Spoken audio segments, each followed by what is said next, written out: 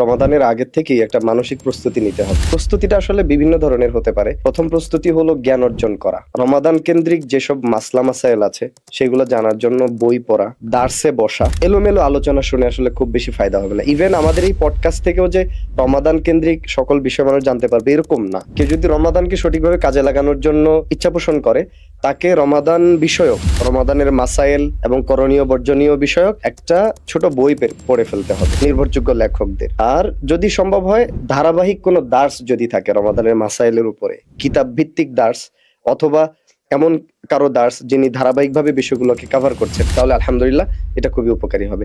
আমি এখানে নামও উল্লেখ করতে পারি একজনের, উস্তাজ মোহাম্মদ নাসিল শাহরুখ।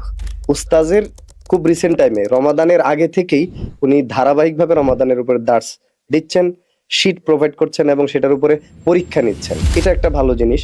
অথবা ধরেন তাইবা একাডেমি বা যেখানে যেখানে কোর্স আছে রমাদান কেন্দ্রিক অথবা ইসলামিক স্টাডিজের উপরে কোর্সগুলো, সেখানে রমাদানের পার্ট। তো এই জায়গা থেকে ধারাবাহিকভাবে মাসলা মাসাইলগুলো জেনে নিতে হবে। তো যেটা বললাম যে প্রস্তুতির প্রথম পার্ট হলো জ্ঞান অর্জন করা।